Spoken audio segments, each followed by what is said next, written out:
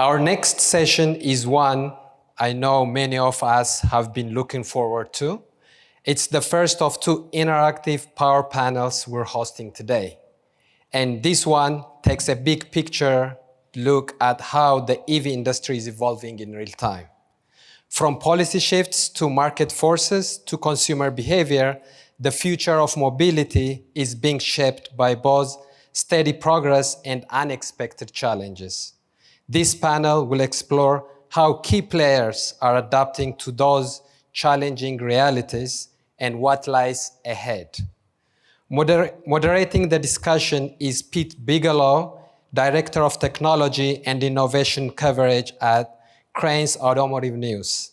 Pete is a respected journalist who covers mobility, autonomy, sustainability, and the shifting landscape of the automotive world. He will introduce the rest of the panelists and guide and facilitate the conversation from here on. Please give Pete Bigelow a warm welcome.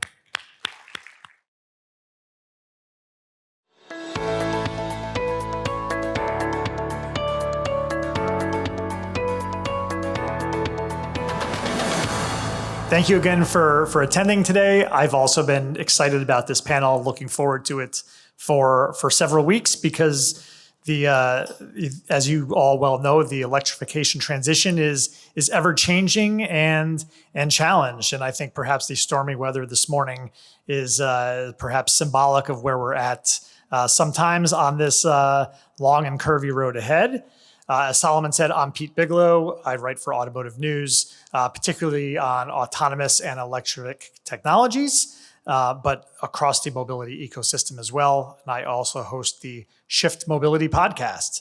At this point, I'd love to bring up our panelists, John, Brent, and Terry. Why don't you come on up and we'll kickstart our discussion. As we get going, why don't we just do some quick introductions? Terry, I'll start with you. Go ahead and introduce yourself. Terrific, thank you. Good morning. Getting up early this morning to get here. It reminded me of my youth. I was born in Bad Axe, Michigan, which is up in the tip of the thumb, and I lived on a dairy farm. And one of my jobs as a small lad was, it didn't matter how dark, how cold, how rainy or snowy, I had to get out into the dairy barn. And my job was there was a long gutter on the south side of a northbound herd of dairy cows. And I had a shovel and a wheelbarrow. And it was my job to clean that gutter out and take it outside, and we'd spread it out in the fields later. Growing up, I didn't know a lot, but one thing I knew is I did not want to grow up to be a farmer. I didn't like getting up early, and I didn't like shoveling manure. So I ended up getting a degree in engineering at Michigan Technological University. I worked in the global automotive industry for 47 years, and I have to get up even earlier, and I've still had to shovel a lot of manure. But my career was with General Motors. I worked with Alan and Harvey and other people. Great to see them here at U of M. At General Motors, I was the chief engineer of the full-size truck platform for about 12 years, and then became the global vice president of program management, and then the global VP of quality and launch. That was a lot of fun. I retired from GM and had an opportunity to work at American Axle and Manufacturing for 3 years. So I've had the opportunity to work at a major OEM and at a large tiered supplier. And for the past 7 years, called home is Caresoft Global.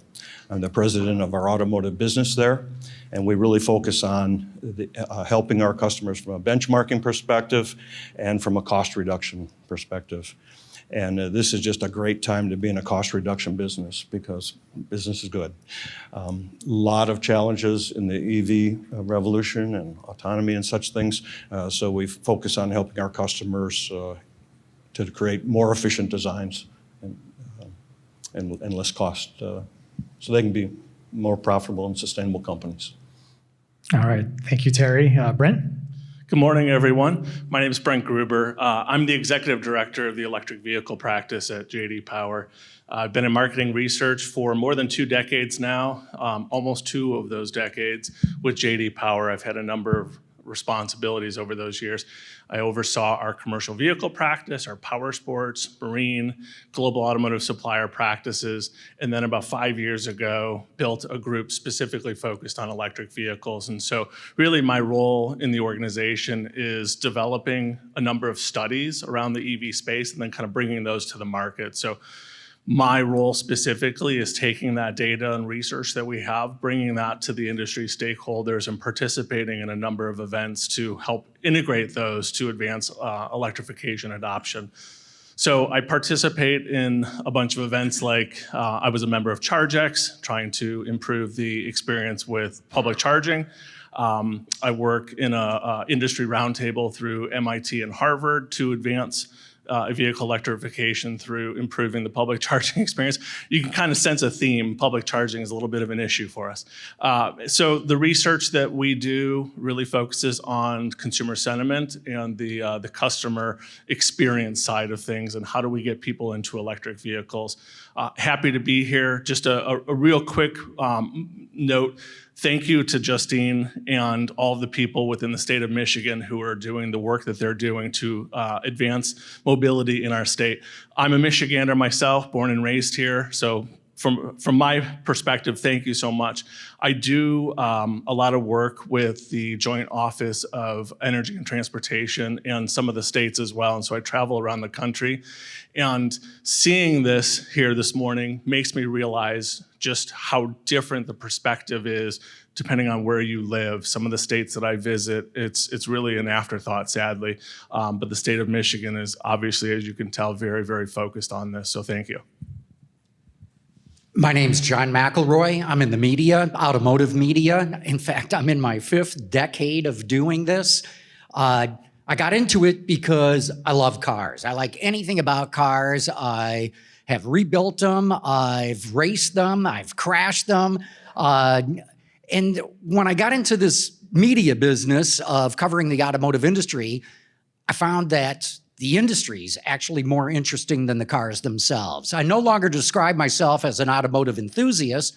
I describe myself as an automotive industry enthusiast because I think this industry is incredibly important. It creates enormous wealth for the economy in any country that it's existing, from the shop floor to the boardroom. It encompasses all kinds of different disciplines. You know, whether it's design or engineering or manufacturing or finance or purchasing, logistics, labor, legislation, the list goes on and on. I think it's an incredibly important industry, and I think it's at a real inflection point now. In fact, a danger point. And I think we're going to touch on that in some of the topics that we get into, even though these will be specifically to electric cars.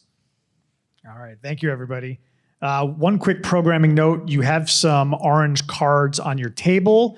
Please feel free to write questions down as they crop up, and I think someone will collect them, and we'll try to get to them either throughout the session or we'll certainly hold time at the end for a Q&A. So we're eager to get your questions quickly. But to start this off, topic of the day is adapting to new realities. So let's do a quick level set on what are the current realities in the marketplace. And Brent, maybe you can give us an overview of where we're at today. Yeah, absolutely. It's funny, you know, when I speak at these events, I often find myself more and more doing a lot of myth busting. There's a perception of the industry and things that are going on right now, and sometimes there's a disconnect between that and reality. So where are we at today? To put things in perspective, electric vehicles, as of last week, account for 9.6% of US retail sales. So it's a pretty sizable percentage for sure. Incidentally, last week, a colleague of mine in our non-automotive business said, you know, it's about 10% of the market. Why are we so hyper-focused on EVs, right? That's smaller than the share for pickup trucks, right? We're not doing studies specific to pickup trucks or, you know, things like that for trucks. And the reason why is because if you fast forward a little while, you know, we're going to see this really steep curve. In spite of the recent events and the potential direction for funding and federal support of electric vehicles, we still expect electric vehicles to constitute about 1 in 4 vehicle purchases in the year 2030. So 5 years time, we're going to see 1 in 4 vehicles being electric vehicles. So I think it really kind of sets the table for where this market is going, and that takes into account a lot of the speculation that we've heard. So reduction of the Inflation Reduction Act credits, the tax credits, NEVI funding, right? Taking into account some of those prospective changes, we're still going to see EVs constitute a very large percentage of the market, and then from there, it's expected to take off. So it's really critical to the industry to be talking about these things, addressing some of these issues now while we're at 10% than when we're at 25+%. And Brent, just to clarify, at 9.6% today, that's full battery electric. You're not Exactly. putting plug-ins or hybrids. Yeah, great point. So that's full battery electric vehicles. Plug-in hybrid, that constitutes about 2% of U.S. retail sales. And, admittedly, it's not very much of a focus for us because it's been stagnant around that 2% mark for years. So we've seen this steady growth with battery electric vehicles, plug-in hybrid, another 2%, like I said. And then hybrid, we're seeing that constitute a much larger percentage of the market. So, hybrids are really a good stepping stone for people to get into full battery electric. So a lot of focus on those as well. Terry, I'm curious if you share the optimism of 1 in 4 by 2030, and also 9.6% today here. How does that compare globally to what's going on? What you see with a global perspective? We have we're a global company, so we're located wherever our customers are, and this trend is real, and the momentum is going. I would say we pale to other regions of the world, and primarily in China. China is the EV center of the world. It's the largest automotive market, and they're advancing EVs very, very rapidly. They're also advancing automobiles very, very rapidly. And in fact, I really enjoy the conversation yesterday and today. I think it's imperative because what's happening in the auto industry, EV, autonomous, just in the auto industry in particular, is, as John indicated a moment ago, I believe we're at a place where we have essentially an existential threat to many of the established traditional OEMs on what's happening in this industry, how fast it's happening in this industry, and how big the changes are, and what a challenge that it presents to a traditional OEM to accommodate this, to move with this, to grow with this. John, existential threat versus 1 in 4 by 2030. Since there's a little bit of a divergence there, what do you see as the danger, that flashing red light today? Well, to understand where we're at today, you really got to go back about 15 years ago, 2010. The traditional auto industry did not believe in electric cars at all. In fact, the versions that they built then were painfully slow. They were ugly. They took forever to charge. It took Tesla to change everybody's mindset. It came out with the Model S, which was a great-looking car, brilliantly executed, super fast, completely different from anything.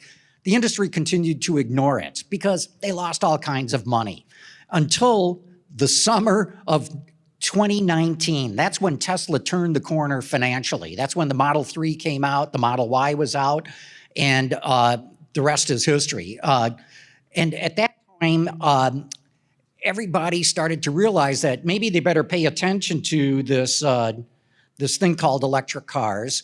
And there was this irrational exuberance that existed.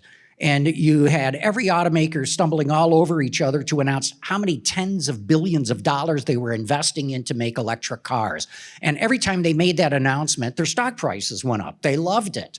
And in fact, they were lured into this unreality by consumers. I mean, Tesla claimed it had 1 million people who had put down deposits for the Cybertruck. Ford claimed it had 200,000 hand raisers that wanted to get its electric F-150, the Lightning. And so there was this irrational exuberance all around electric cars.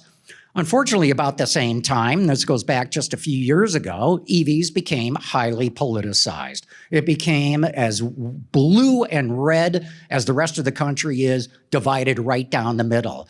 So right now, what the industry faces is a huge chunk of the market, I'll call it 40%, who want absolutely nothing to do with electric cars. Now, that still leaves 60% who are interested. But you've got different segments of them. You've got the early adopters, and we've run out of early adopters. They're already in there. But there's another big cohort of the car buying public that's like, I'm interested. I want to get one, but I want to see more of them around. I want to see where I can plug these things in. I want to see some of my neighbors have them. Once we hit that point and we're on the verge of getting there, I think things will get a whole lot better. But as of right now, the industry, the automakers and the suppliers, to an extent, even the retailers, the dealers, have made huge investments in EVs that are not paying off. That will probably happen, but I think, Pete, getting back to what you were asking about, this is one of the existential threats, is this massive investment, capital investment, engineering, technology investment that is not paying off. I just want to piggyback on something John had said. This existential threat to the industry, we have essentially run out of these early adopters, right? Anyone who wanted one got an EV. And so moving to the broader market is really critical to reduce that threat. And I think a big component of that is the potential discontinuation of the EV tax credit and incentives. When you look at new EV buyers and you parse out those people who are, those broad market consumers, 60% of them say that the EV tax credits were a key reason why they purchased their EV. So, there are those people who are going to buy them no matter what, those enthusiasts, but to expand this past those early adopters into the broader market, that's a threat as well. When I look at the threat, there's another aspect of it, and it's from a strategic perspective. And when I see the threat, and I see the threat coming from the China auto industry, I can summarize it with one word, and that's speed. If you think about it, the only strategic advantage you can ever have as an enterprise, the only truly strategic advantage you can have is speed. Everybody can get more steel. Everybody can get more aluminum. You can get more copper. You can get more rubber. You can get more people. You can even go get more money, but you can't get one more minute. Once that minute is gone, it's dead. And so the person who can use their minutes the most effective has a strategic advantage. And what we're seeing happening right now with the products in China is staggering in automotive timing parlance. The automotive industry can be criticized that it moved at the speed of a glacier. Especially when we compared it to electronics and electronic clock speed versus automotive. And there was some truth in that, but the industry has been working on its development process to get better and faster. But the speed at which decisions are made, the speed at which products are being brought out, the speed at which products are being changed from software-defined vehicles to EV propulsion, it's absolutely staggering. Prior to COVID, you could go over to Beijing, or Shanghai, go to the auto show. COVID happened, and we were no longer able to travel. And I think the assumption might have been, well, they kind of went to sleep. 2 or 3 years later, travel restrictions are lifted, get to go, and there's a new auto show. And it was astounding. Nobody had been sleeping. In fact, they'd been on steroids. They were going hard. And the changes that they introduced were phenomenal. A local journalist went to the auto show, took a picture and texted me with it, and he said, "Terry, what is this?" So I look at the picture. It's a chassis of a vehicle, and it has a front mega casting. It's obvious. It has a rear mega casting. That's obvious. And there's no floor in the body in white. I said, "Well, this is easy. That's a Tesla Model Y." He sent it back, said, "No, it's not. It's a Xiaoping G6.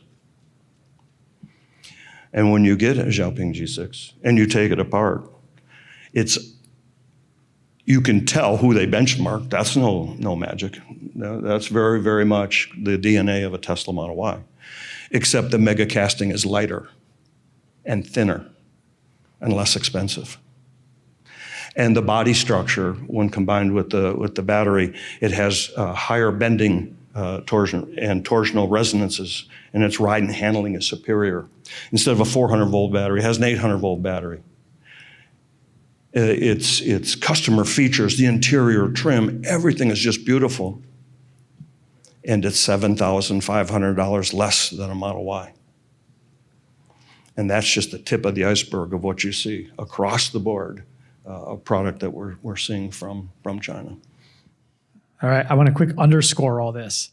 John, you said billions of investments, sunk cost, it hasn't paid off yet. Federal tax credit hasn't gone away yet, but certainly is a big question mark, and that's probably being kind right now. A rising China. Now we have tariffs, or at least in a few hours we're going to have tariffs. How do legacy automakers invest? How do they improve their clock speed in the face of this triple threat here? I think from an investment standpoint, it's going to be really tricky keeping the cost of vehicles at an attainable level. Whether it's EVs or ICE vehicles, prices have been rising exponentially. They've come down a little bit as of late, but now you're talking about adding considerable costs to some of these vehicles, $5,000, $6,000 per vehicle in many cases.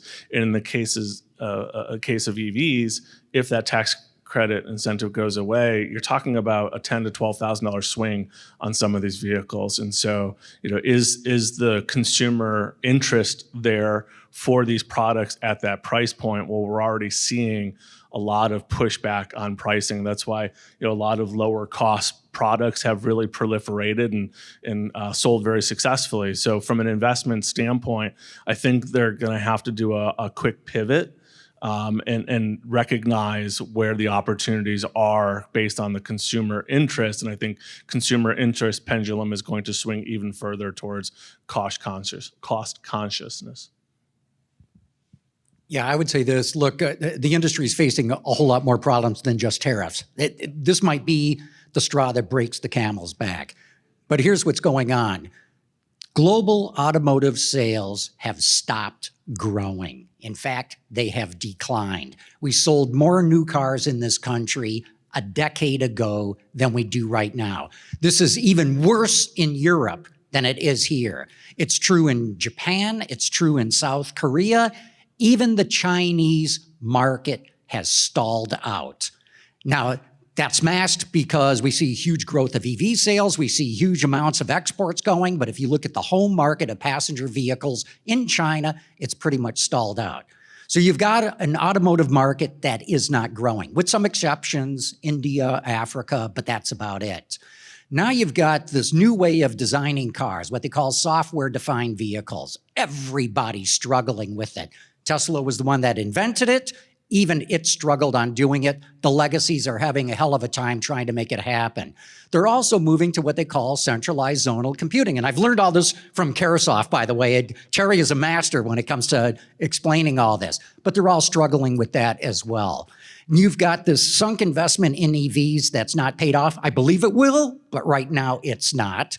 And now you've got tariffs on top of that. And that's why we're talking about this existential threat to the automotive industry. Look, tariffs, I don't care what the president says about it. It's going to raise prices of cars, new cars, and that's going to drive up the prices of used cars as more people drop out of the new car market and rush to buy used ones. It's going to raise the parts and components prices. So when you go to get your car serviced or repaired, that's going to go up. The insurance companies are going to go, oh, higher cost vehicles, higher cost to repair. We're raising our insurance rates. And so we're going to see, I believe, a drop in car sales. How much it goes down, I don't know. And we probably will not see the full impact of the tariffs until sometime this summer. Automakers have built up quite a bit of inventory, at least in the case of Ford and Stellantis and some of the others. The ones who will be impacted first by this are the ones who run on very low inventory levels. That's going to be Toyota, Honda, and Subaru. But make no mistake about it, prices are going to go up. The impact is going to be lower sales. I'm not sure that we're going to see more U.S. manufacturing jobs as a result because of the drop in sales. And we're also going to see, as we're already seeing, a mad rush to more automation, especially on the part of suppliers. So I just don't see how tariffs, at least as I understand it in the automotive industry, creating more U.S. manufacturing jobs. And one thing the tariffs did is it really accelerated sales in March. We had 17.5 million SAR, so people came rushing to try to get in front of it by a couple of days here. But I think it's like any time, when you start throwing levers in an economy to change its outcome, you'll probably have some of the intended effect of the action you took, but it's the unintended consequences that, quite frankly, that are unknown. And sometimes the unintended consequences can be much more severe than the hoped for outcome. And that's what you have to be very, very guarded for. My concern, my fear is for the tier 2, tier 3 supplier, the mom and pop folks who feed this beast, and they go, I can't, you've been squeezing them, and they've been squeezing them, and they've been squeezing me, and this stuff rolls downhill. And those folks at the bottom supporting this thing go, I'm done.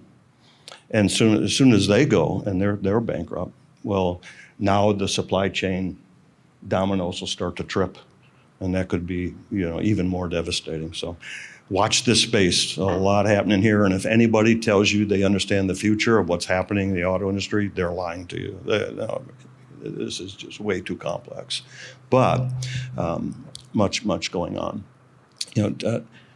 You were talking a moment also too, John, about the price and what's happening in the market. What's the average MSRP in the U.S.? About $48,000. $48,000 is the average MSRP. And if you look at the average income, you can't afford it. The average household can't afford a new car. And that's internal combustion before we talk about the additional cost of an EV powertrain. Well, that's exactly right.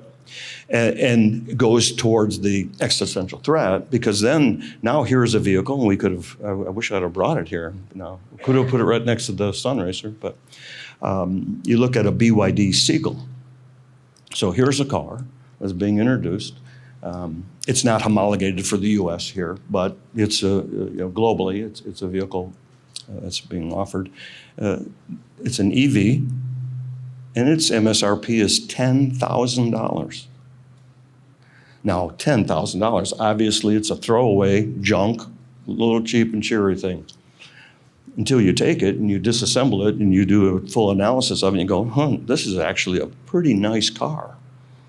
This would be a fine commuter. And at $10,000, you got to stand back.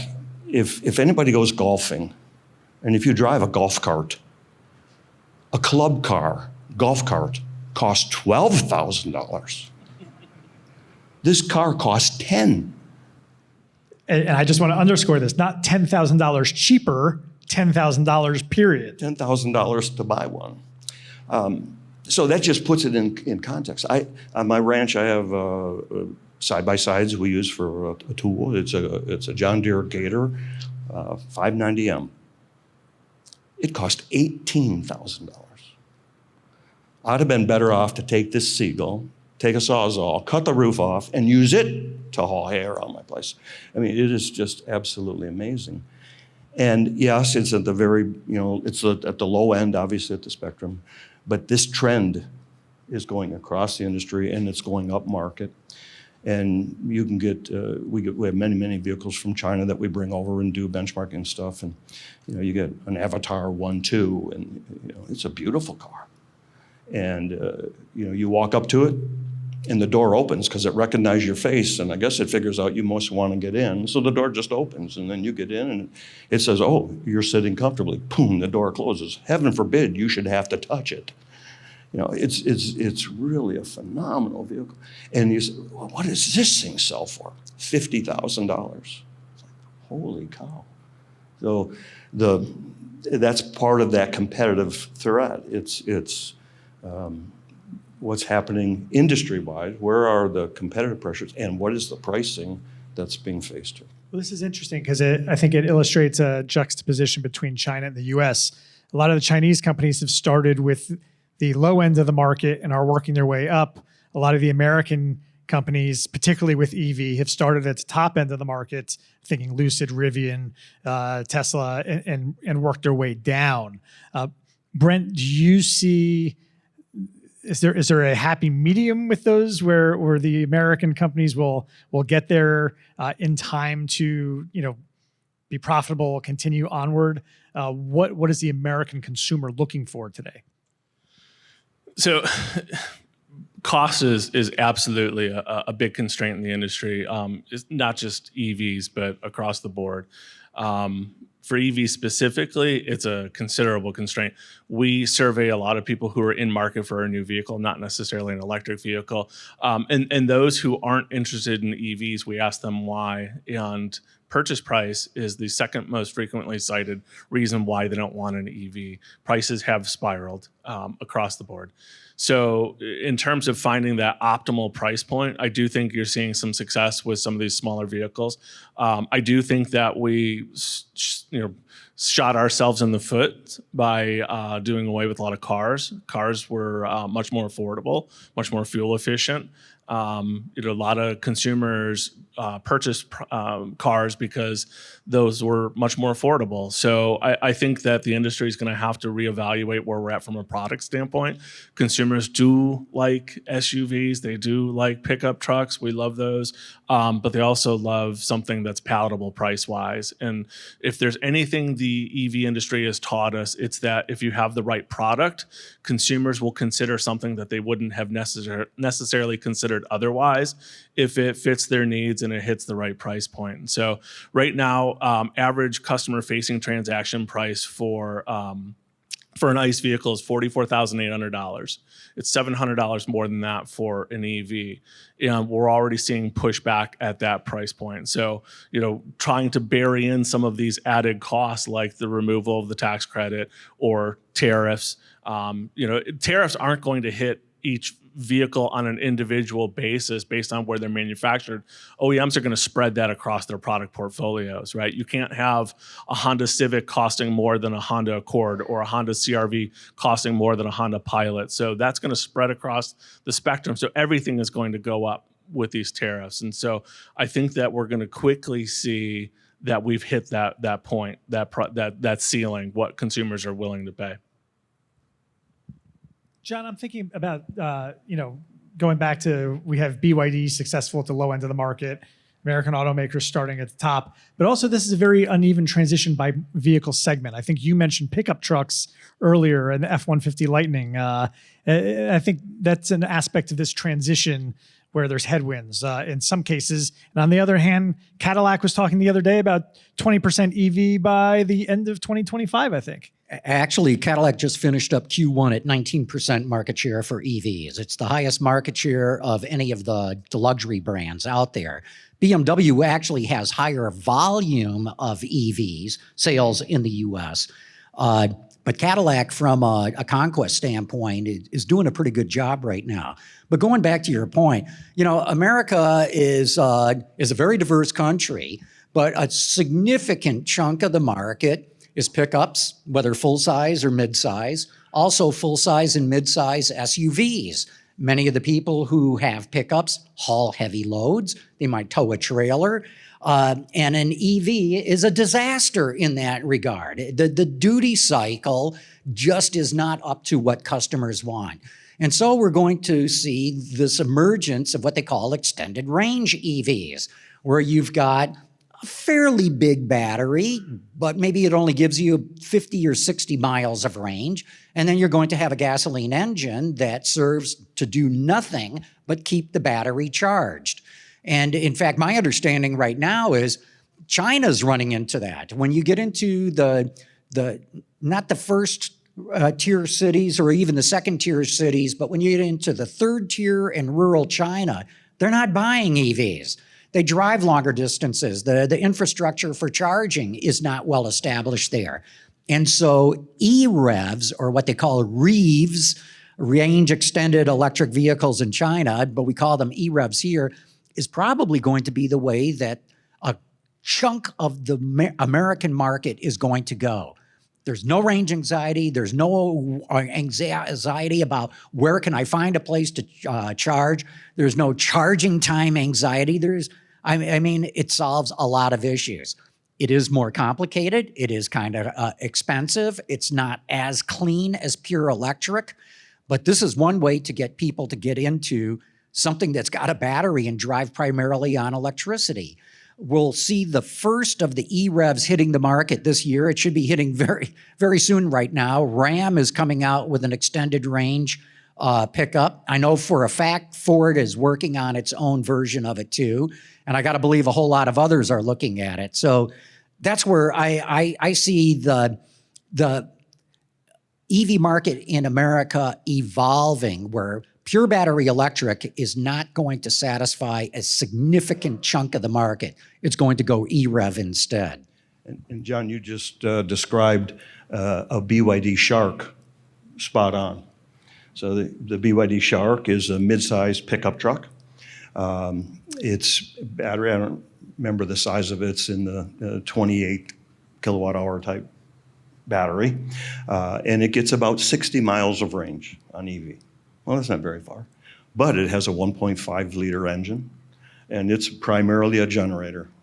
And its job is to provide energy to that battery to keep it satisfied and can provide power to the axle. And in really heavy work situations, you can even take some of the torque, mechanical power of it, and help power the drivetrain that way.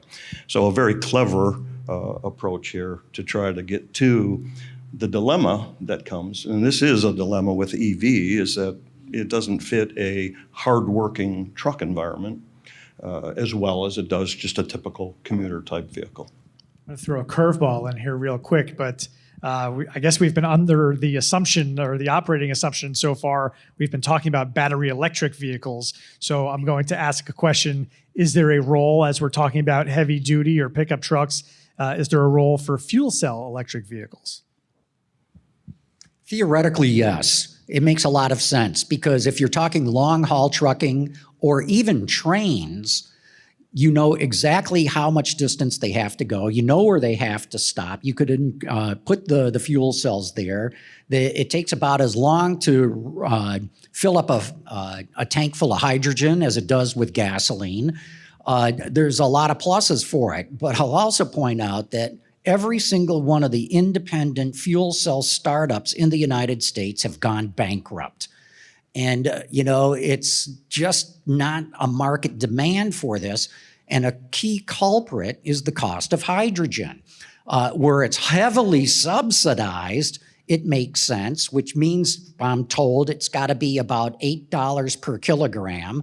Most of the trucking companies have been buying it for about $16 a kilogram. And my understanding is real market price is probably in the $20 to $30 range per kilogram.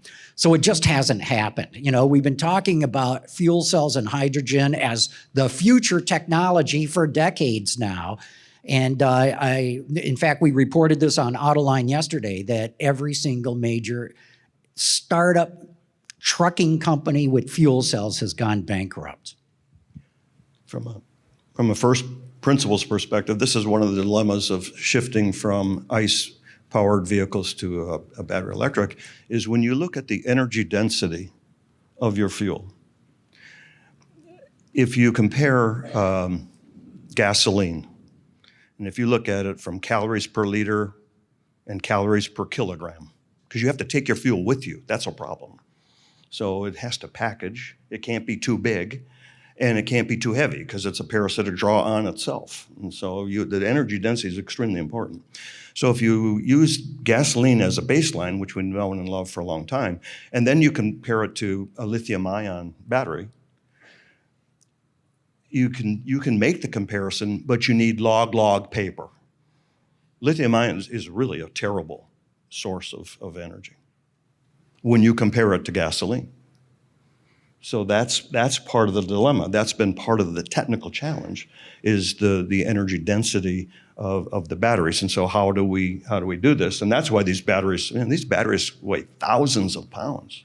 They're huge. They seem like big as a stage sometimes when you take them apart. So that's part of the technical challenge that we have to overcome is this energy density. When you look at hydrogen, it's about halfway in between lithium ion and gasoline. So it's more energy dense. So as a first principle perspective, it would be an adequate fuel. But then you have the infrastructure and you got all the logistical problems. How do I store it? What happens when it's really cold out? What happens when it's really hot out? How do I refill it? And the other dilemma with petroleum is this: to get it, you got to take a pipe and stick it in the ground and it squirts out. There is no easier way to get energy than to poke a pipe in the ground and have it come out. It's incredibly available, and that's why it grew. The very first vehicles that were invented, they were battery electric. The very first vehicles were battery powered. And then shortly after that, they said, man, these batteries are heavy and they're hard to charge and they do all this stuff. And so now once the auto cycle got kind of kicked off and the engines became more prevalent and some gasoline became prevalent, well then engines were added to these battery electric cars. So we went from a battery electric to a hybrid. Hybrid vehicles are 100 years old. Well, then someone said, well, these batteries are heavy, and gas became more and more and more plentiful and cheaper as fuel. And they said, what do we need these batteries for? So we pitched the batteries, and we had internal combustion engines. That's how we powered ourselves, because it was readily available, and it was cheap, and it was handy. So we went from battery electric to hybrid to ICE, then back to hybrid, and now we're going back. So if you want a new idea, read an old book. From a battery electric perspective, I think the good news is probably that the infrastructure is better than it is for hydrogen.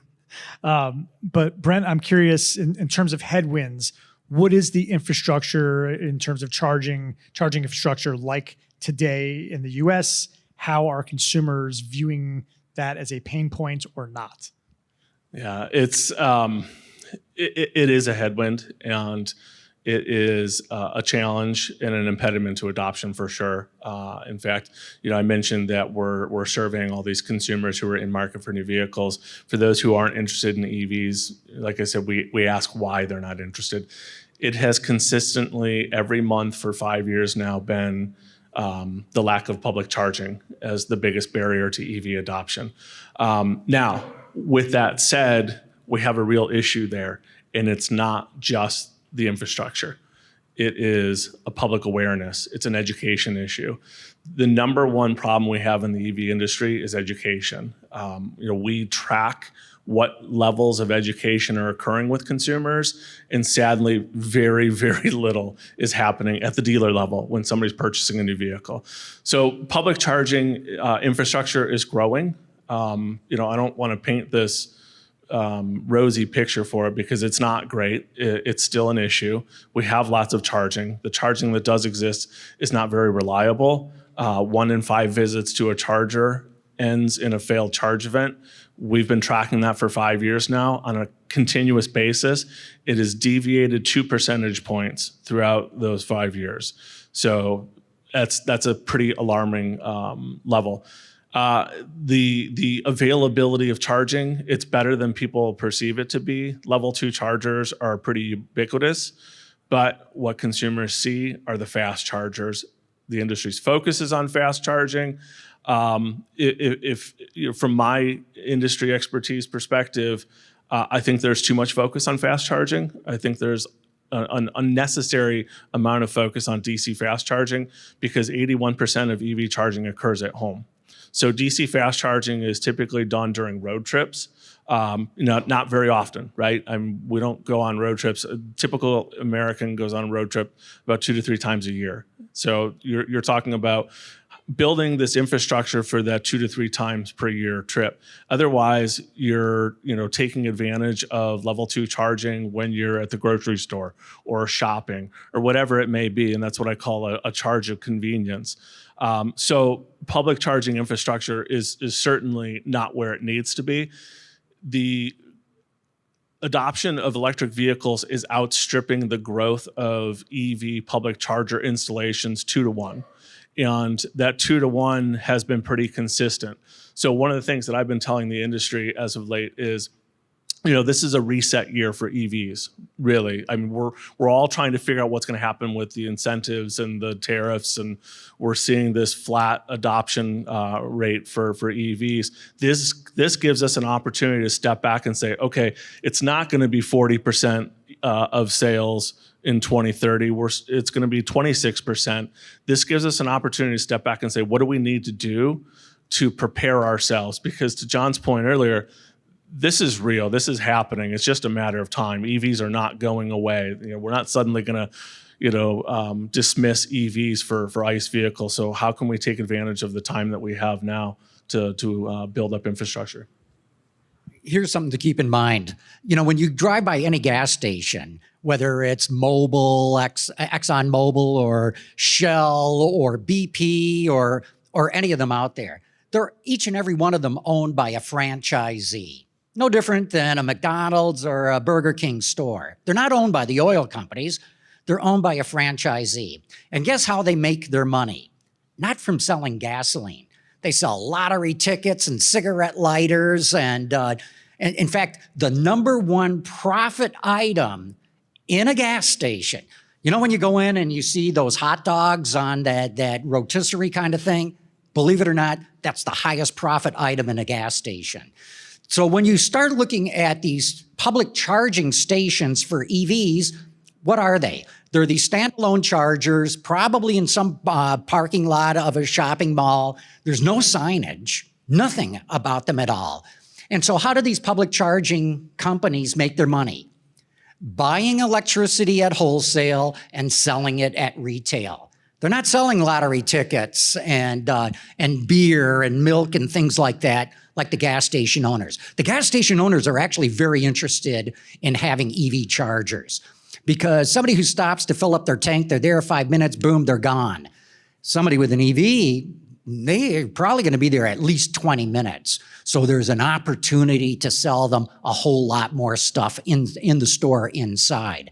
But it's very expensive to put in EV chargers, much more expensive than putting in a gasoline pump. So the franchisees are caught in this chicken and the egg thing. I want to put them in because, people will come, but man, is it expensive. And will they really come? So we're starting to see more and more gas stations put in chargers, but it hasn't happened on a big way. And when you see them in the shopping mall parking lots, there's no signage, and so people who do not drive EVs drive right by them, and they're talking to somebody in the car, I'd buy an EV if I knew where I could charge in. Why can't we on our freeway signs showing you what's at the next exit? It'll show you where, brands where you can eat or hotels or gas stations. How about a little icon of a plug so people know that there's an EV charger? I know they're doing that in California. We ought to be doing it in Michigan as well. And then one last thing to fill this out, and it comes down to the utilities. The utilities are hyper aware of the need to put in more transformers in neighborhoods where EVs are selling. They need to know, they know they need to put in a whole lot more investment, but who's going to pay for it? It's also going to come to us, the ratepayer, but they're highly regulated, and we, the ratepayers, don't want to pay more for our electric bill. And so we're caught in this quandary right now where the U.S. electrical grid, which was literally designed 100 years ago, is in desperate need of upgrading. It especially needs to be cyber hardened. And the electric utilities want to do it. One of the biggest holdbacks is the permitting time needed to get anything done. So that's just a whole wrap up of getting back to what's the infrastructure issue here. Well, another aspect of that, I think, is that the Biden administration was very eager to address the chargers, and we had the NEVI program. And where does that stand under President Musk? I like that. Yeah. So, I mean, first and foremost, and Justine sort of alluded to this earlier today. We need to make sure that the funds that have been dispersed to the states stay in the hands of the states. There's some commitments that have been made to contractors to install those chargers. To John's point, it takes a long time to get some of these things in the ground. A DC fast charger costs $100,000 to $150,000, and it can take 1.5 to 2 years to get one of those in the ground. It's another reason why I'm a big proponent of level 2 charging, because you can supplement your workplace and home charging and get maybe 10 chargers for the price of one DC fast charger. But the NEVI funds are really critical to building out that infrastructure, but we can't lose sight of the education component. John nailed it right on the head. There's a lot of chargers out there. Consumers aren't aware of that. We need to better educate prospective EV customers about what currently exists, give them that peace of mind. Public charging is really a safety net for EV owners, and we need to make sure that consumers realize that safety net exists. If NEVI funding goes away and that's pulled back, you're going to see states stepping up. A lot of states have already talked about what they're going to do in lieu of that. Private organizations have talked about doing that. Manufacturers are grouping together and addressing that as well. So there is a solution if NEVI funding goes away, but it certainly won't be at the speed or scale that it was under the Biden administration. If that's eliminated, then that's going to really hurt EV adoption. The criticism for the previous administration was the billions of dollars set aside to do it and the handful of chargers that were actually installed. So to your question, that was part of the yeah, I want to clarify that, because I hear that one a lot. So $7.5 billion was set aside for NEVI funding, $5 billion for consumer chargers, and then another $2.5 billion for some discretionary things beyond that.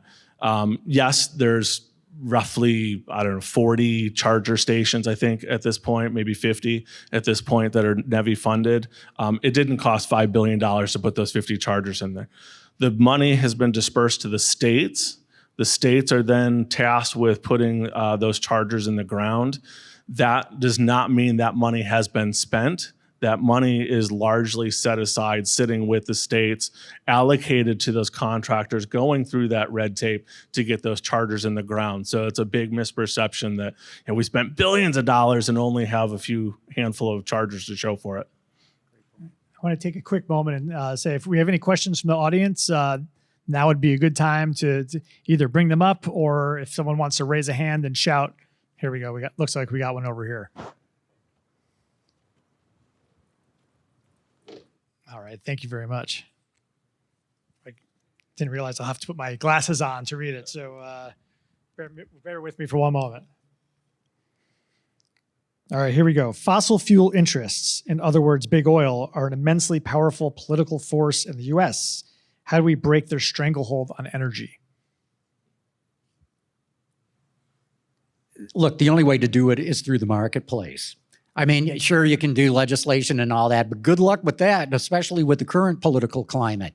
What we need to do is get the cost of electric cars down to where they're at or below the cost of internal combustion engine cars. And the key to that is the battery. I mean, the whole issue with electric cars is the cost and the weight and the size of the battery. You solve that, boom, problem solved, because the rest of the electric car is so much easier and cheaper to do than an internal combustion engine one. So if we can get the cost of the battery down, that's how you fight big oil. I also think that there are competing business models in the public charging space right now. There's the convenience store model that John had talked about, and then there's the standalone chargers and some others. That the standalone chargers, that's not a sustainable business model. You're seeing that with a lot of these charge point operators. Their financials are really quite bleak.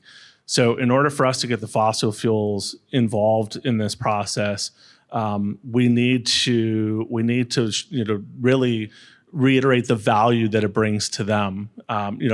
hedging their bets, right? We have BP Pulse, we have Shell Recharge. So we do have some of these, these oil companies jumping into the EV charging fray. And that's really largely to hedge their bets. And we need to really do a good job of demonstrating where the market is going to go. So that way they're in the right place at the right time and have the right solution regardless of what consumers need. That's a sustainable business model. Having that gas station or that EV station with the convenience store model, that's sustainable. I would just add to what John said, because I just wanted to say amen when he made his comment. The battery being the epicenter of this whole thing, and the technology that's required to make it so that we reach critical mass, because it's such a value that the market reacts and wants it. That's what you want, and then all this other stuff will just start falling in place as markets do. But when you look at a battery in today's modern vehicle, and if we took it and we put it out in front of us here, it would take up a good part of this stage, and then we would take it apart. That's no easy task. If anybody thinks these things are serviceable, that's really not the case. We've invented tools to try to rip these things apart. And then you look at this big array. Yesterday, Alan, at the lab, we saw cylindrical batteries and pouches and stuff. You look at, there's 1,000 D-cell batteries in this pack. And you realize I cannot be looking at the future of mobility for mankind. I can't be. That is not scalable to 1.2 billion vehicles in the global auto park. You just couldn't do it. The material, the minerals that come to make one of those batteries, they travel 22,000 miles to come together to one point to be made into a battery. And they come by diesel, and they come by ship, and they come by train, and they come by ox cart. And so this is the epicenter. This is the target-rich environment. This is what has to happen. The R&D that has to happen around these batteries so that they can be more affordable, they can be lighter, they can be more energy dense, all these things that have to happen. So from an engineering perspective, we're spot on. This has got to be the focus. All right, we're starting to run low on time, and we have quite a few questions, so we're going to make this the lightning round. I'm going to try and combine them as I can here. Can you speak to the availability of chargers for those that rent?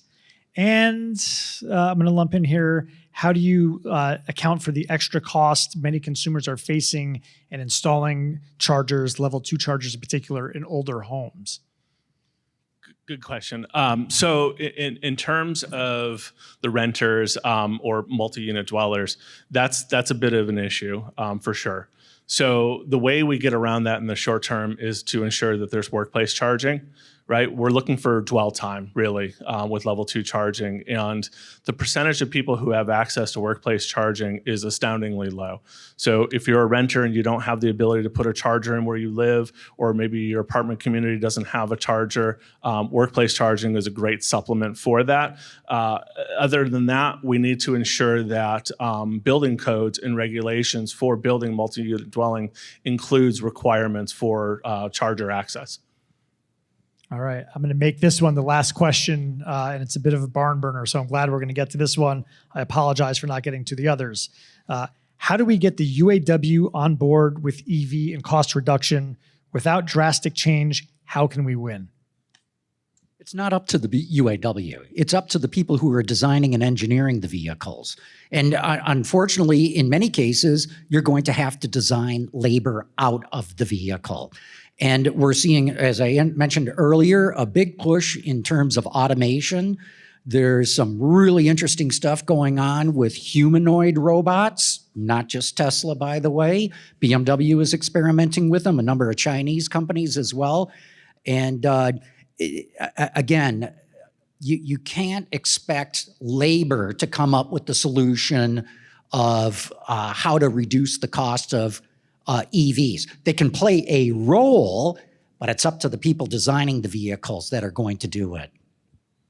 All right, humanoid robots designing EVs will be next year's panel discussion here. But for now, that's our time, and I want to give a big hand to our panelists. Thank you so much.